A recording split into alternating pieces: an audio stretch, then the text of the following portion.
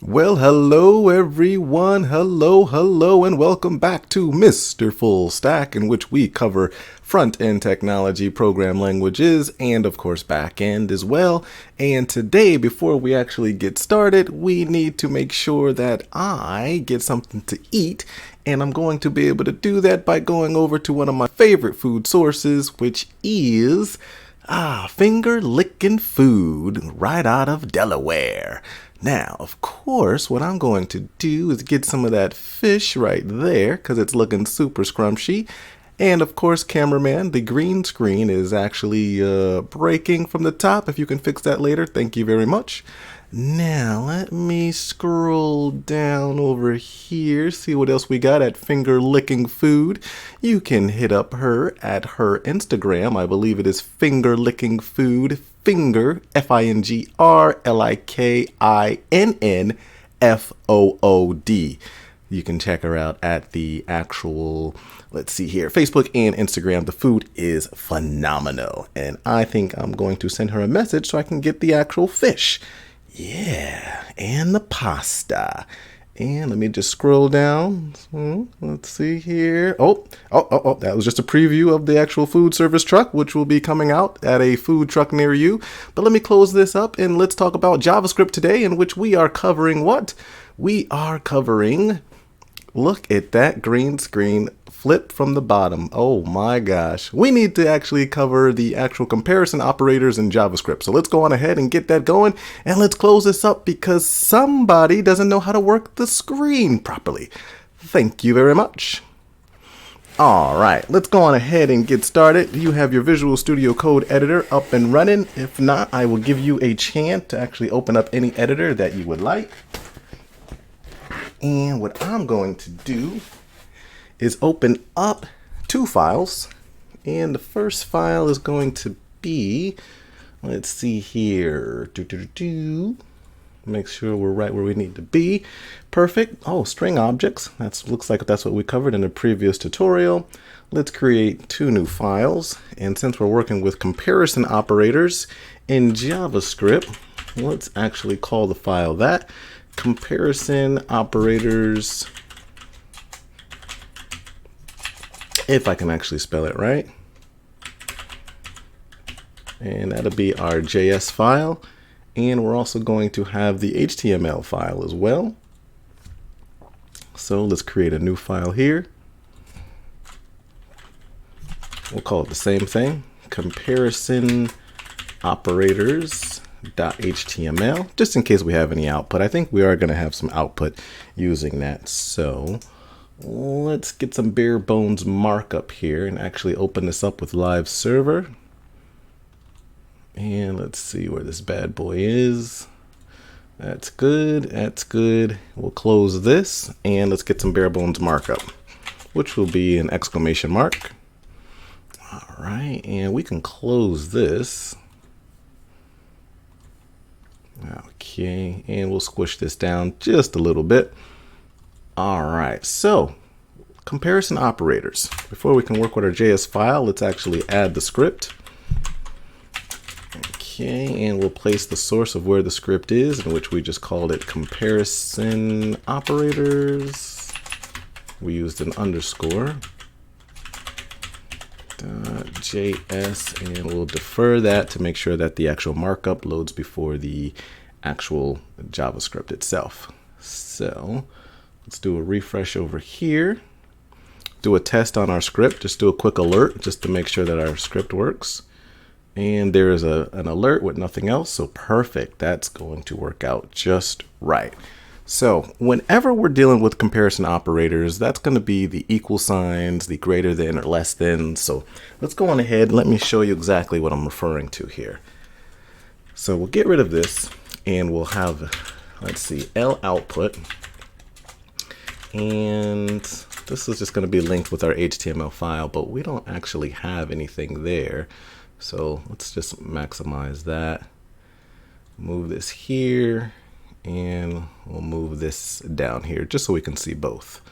So we need an area where we can output any type of JavaScript.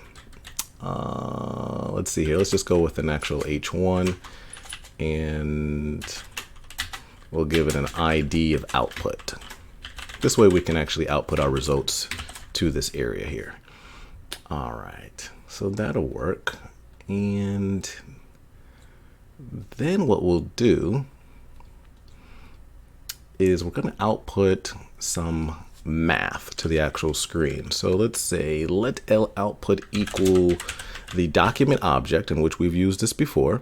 And we know that the document object has a method called getElementById.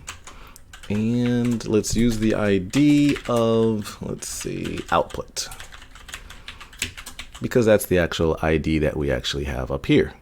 All right, and now once we have that, we can then go on ahead and open the console and see if there's anything in there by just typing L output. And what do we get? We get the exact HTML that matches up with our HTML markup page here, and so that'll be perfect.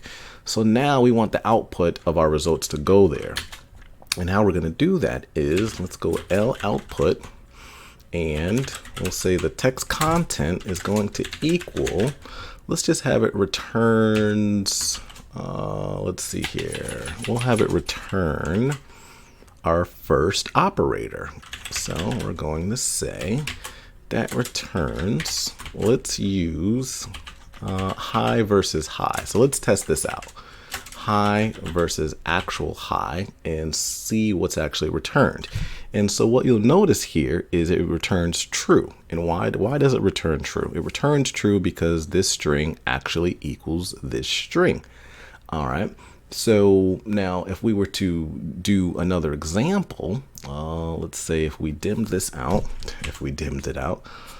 let's do another one here. So this is what it means by working with comparison operators. Right here, this is saying, okay, does this string actually equal this string? Yes, it does. If we were to change that, so use the same thing, I'll just copy the entire line. I'll comment that out, and I'll change the operand to actually say, does it not equal the string, by using the exclamation mark. And then what's returned up here is false. Why is it false? Because high does not equal high. No. High does equal high. That's true. And that's why it's actually coming out to false, because we negated that. Okay. So now what we can do is, let's actually comment that out and move on to another one here. Let's see here. We'll paste that, and let's try using 3. Let's try using 3. And the crazy thing is you have to actually test all these out.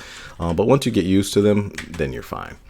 So let's see. Now we have, okay, does the string 3 actually equal 3?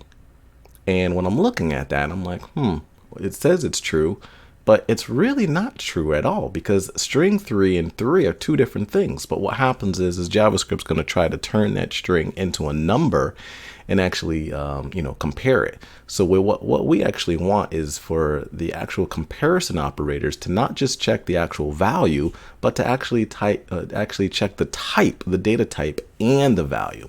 So in order to do that, then we're going to actually use the triple equals. Oh my goodness, yes. The triple equals says, okay, let's actually test the type of the data and the value. And now what we get is, okay, 3 and string 3, which is this one, and the number 3 are two different types, so it's definitely not equal to each other. So this is why we actually prefer to use the triple equals versus the actual double equals. So let's leave the first one here for just so you have it for your reference, and I'll comment that out. Actually, let me copy it first. I'll comment it out. I'll go to the next line, paste it, and then we'll put in the actual triple equals, and then you'll see the actual returns false. So that's false. So that's good. Now let's go on ahead and comment that out. Let's go move on to some additional ones here. So now let's go with let's say 4. Can we do 4 is equal to 3? Obviously it's not, but let's not use that. Let's say is 4 greater than, not question mark, is it greater than 3? So that returns true. Obviously 4 is greater than 3. All right, so let's copy that. And again, some of this stuff is going to be very simple, but it's always good to just keep it just for reference. Is 4 less than 3? Let's switch that up and let's do less than 3. All right, no, it is not. So that is false. All right, not too bad there, nothing crazy.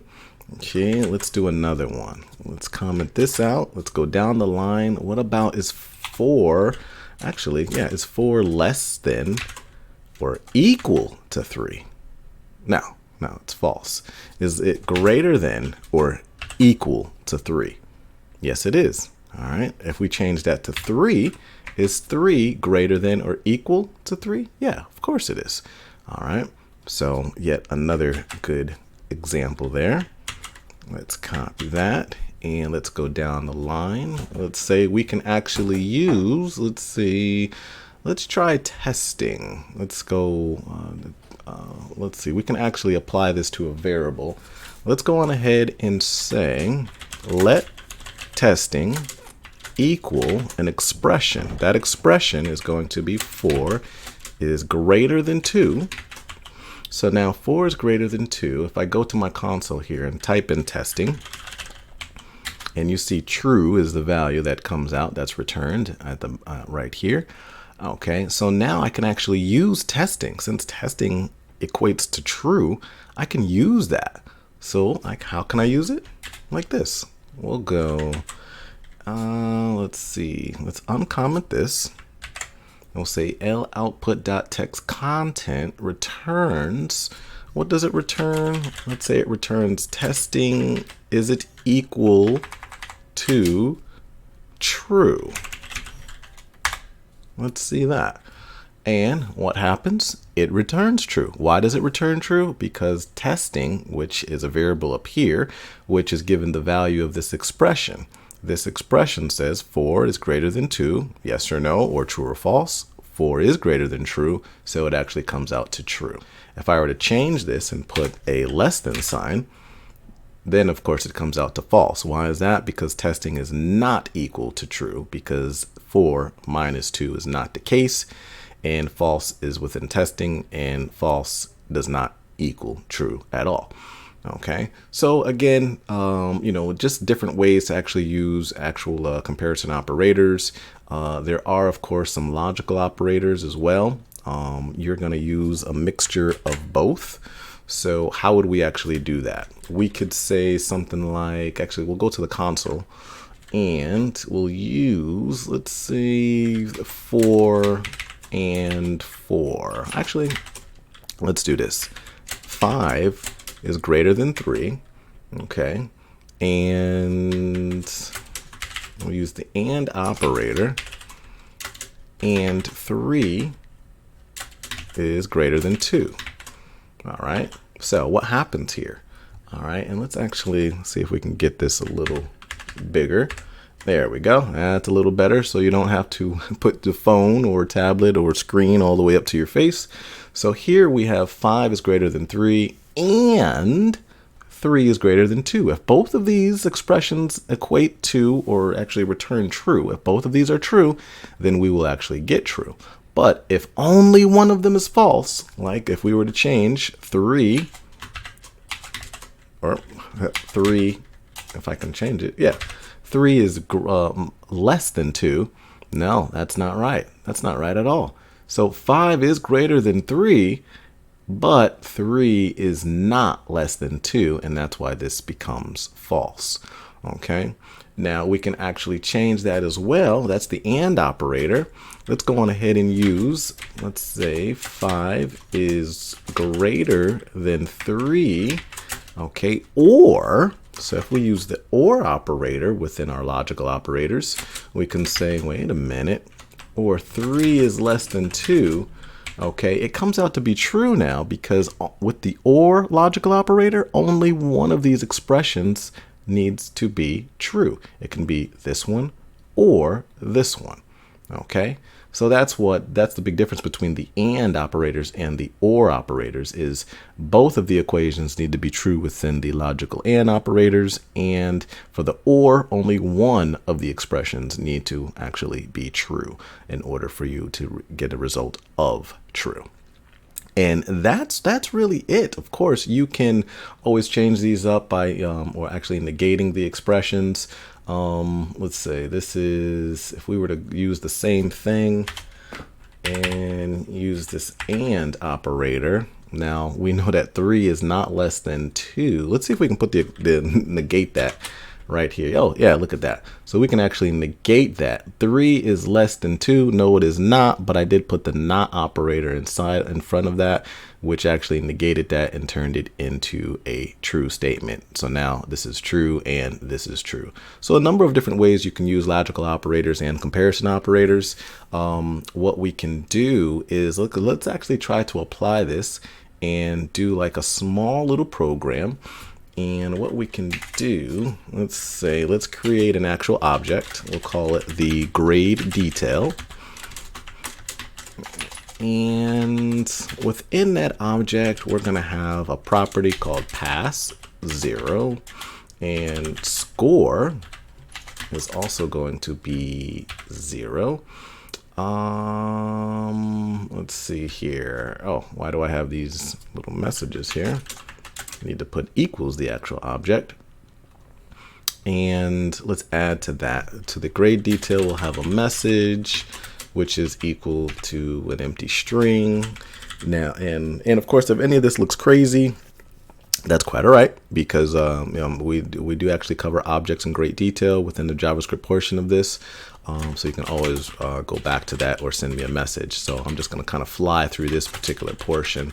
So we'll say the grade detail object has a method called hasPassed, and hasPassed is going to take in 2 arguments, which is going to be score and pass. And this dot score is going to equal score, and this dot pass is going to equal pass. So basically what's going to happen is we're going to call this actual method called hasPassed, and when we call that, we are going to see whether or not the person has actually passed or failed. So let's create a message in here. We'll say console.log. We'll say score entered was this dot score, and a passing grade is this dot pass. That'll work. All right, and let me just close this up just a little bit, just so you can see it a little bit more. All right, good. So now when we actually call that function, when we actually call that method here, that's the result we're going to get. And then, of course, we can have, well, I guess at this point we can actually test that. Let's go on ahead and test this. Let's bring this over here, and let's actually call it. We can do that right within the actual console. And we called it grade detail. There's everything with that. So let's say grade detail dot has passed, and we'll give an actual number. There's no logic that's covering it at all. So we'll just see what's actually entered. And now we get a result here where it says score entered was 43 and a passing grade is 22. All right, so let's actually extend on that. So let's shrink that up just a little bit. I'm gonna clear this out. Gonna go back to my actual object here, and let's actually bring this up a little bit. There we go. And what we're going to do is say, let's add a little logic to this. So if this dot score is greater than this dot pass, then this dot message is going to equal congratulations, if I can spell it right, congratulations, you passed. Okay. Otherwise, or else, this dot message equals, sorry, please retake your exam. All right, and then we're going to actually return this dot message. Okay. So now what we got here is, okay, what's happening when we call this? When we actually call this function or this method, we use method and functions interchangeably. So what's happening here is the score is going to be entered and the passing grade is going to be entered. And then you're going to receive this actual message, either congratulations, you passed, or sorry, please retake your exam. That is going to be based off of whatever the actual passing grade is. So this dot score has to be greater than or equal to this dot pass. Okay, so let's go on ahead and try that. So let's put in the grade detail in the console and we'll call the method has passed. And we're going to say the actual grade or the score was 88. And the passing grade we'll say is, it's a tough one, so 95. All right. And then what do we get? We get score entered was 88 and a passing grade is 95. But wait a minute, this is sorry, please retake your exam. So that doesn't work. We want this dot score is greater than or equal to pass. So what did we do wrong here? We got score coming in, pass coming in. This dot score, if it's greater than, oh, well, that's because, wow, that's because obviously they received an 88. All right, if you receive an 88 and the passing score, the passing grade is 95, then you're not going to pass. Sorry, please retake the exam. So let's retake that again, and we'll say, we actually received a 99, or actually we'll say, you know what, we actually received a 69 on the actual score. And in order to pass, you need a 65 or better. All right. And why do I have length there? I don't need that. And so now we get score entered was 69 and a passing grade is 65. Congratulations, you passed. So there's a small example on using the actual comparison operators. Obviously, we did add the object and the properties and methods within that. So it's always good to see some object-oriented programming in JavaScript. And there you have it. Comparison operators and logical operators in JavaScript. Please subscribe to the channel. Yes, there was definitely a lot. You can always leave a comment or you can email me directly to see exactly what you may not have understood. Or you can always take a look at the previous JavaScript videos that we have within the actual channel as well. All right, other than that, that is it for today. Full stack out.